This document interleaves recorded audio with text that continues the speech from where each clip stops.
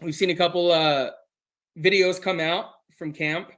Um, one that came out today, we talked about him on Monday, was London Merritt, our freshman out of IMG.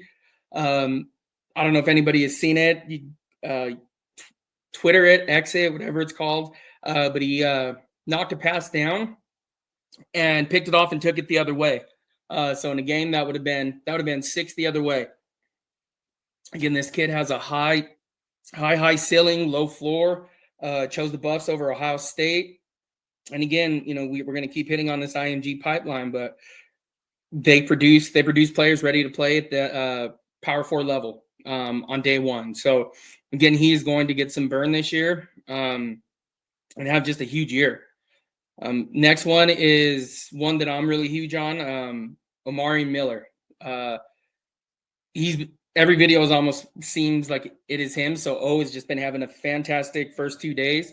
We had a pass thrown, corner of the end zone. They were practicing in Folsom yesterday. Nice fade, caught that, beat his guy off the line. Great play by O. And then today, caught a one-hander in the back of the end zone. I want to say he got 2 feet down, so that's good on Sunday as well.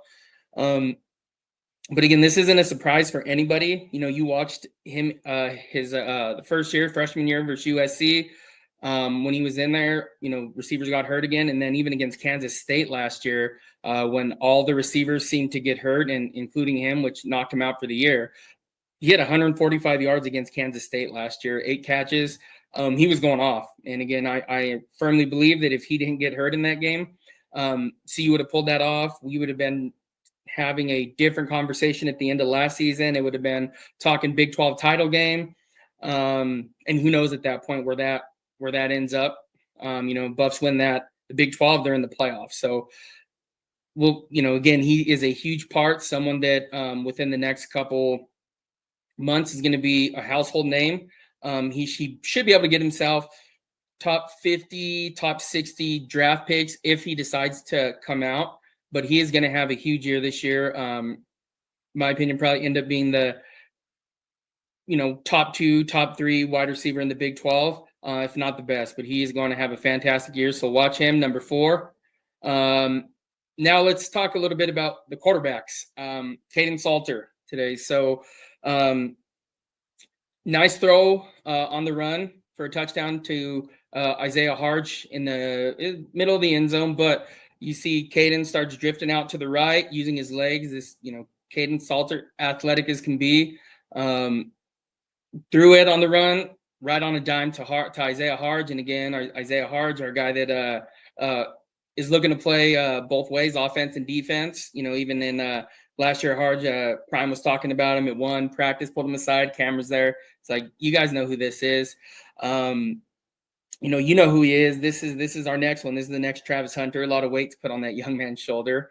And then Kaidon Salter, great fade route that we talked.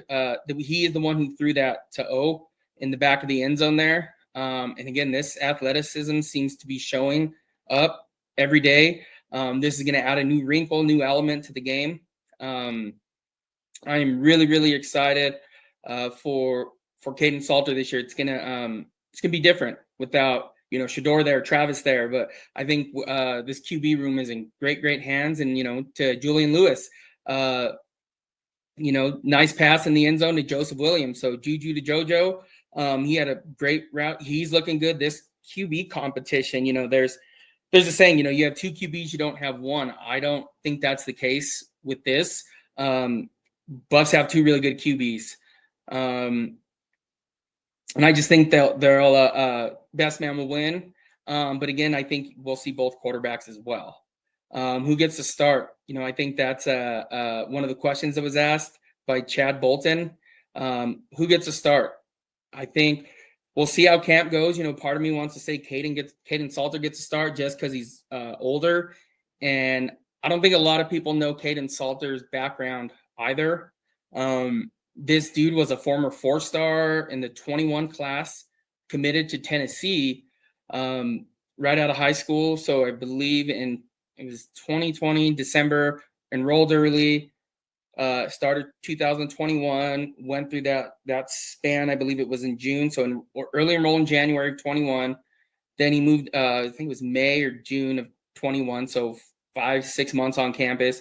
He ends up transferring to Liberty, and at Liberty, he was the G5 Player of the Year. So our Group of Five teams that are, FBS still, Group of Five Player of the Year there.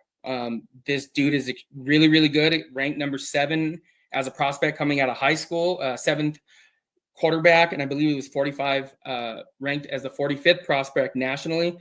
It's not like they just got some guy that came out of nowhere. Caden Salter is really, really good. And, with Julian Lewis, again, I don't think we have to say much. Him, with my dive of scouting, the things that I like to look at, and what I do for what I call fun, scouting players, putting them through, we'll talk more about a program a little bit later, but one of the best quarterbacks I've ever scouted.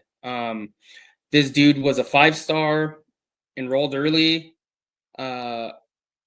Moved up a class, because technically Julian Lewis should be at, getting ready in high school camp right now for his senior year. This dude's a junior. He was a junior last year. Now he's entering as a kid at CU. But again, this is going to be a hard competition. Part of me says it's Caden Salter. But I think you're going to see a 2 QB system, and we'll talk more about that as we do a quarterback breakdown. I'm going to hold that one for the last show, just because it's I think it's most intriguing. Like compared to last year, we look at camp.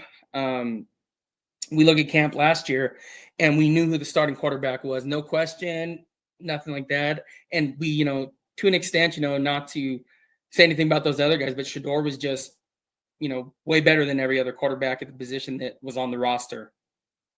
This will be Caden's last year. He has 1 year eligible here at CU. I want to say he has a grad transfer year as well. But we'll see. I mean, I fully expect, though, this is a 1 year thing, and you'll see Juju playing next year. You'll see him playing next year. That is the feature of the Colorado Buffaloes program. Julian Lewis, all roads lead to Julian Lewis. Build around him. So let's move on. And again, just, I would say alert on social media. Watch those clips of the Buffs practicing. Those guys look fired up. Prime came in. They shared a video. Prime went in this morning and shared tons of enthusiasm, ready to go. You had what was it, yesterday morning? Byron Leftwich, now the quarterback coach. I think they have him under a different role, like offensive analyst or some kind of role like that. But he's the new QB coach. Had him ready to roll. I think this Buff team is. I think they're getting ready to roll. It's going to be a big season for them.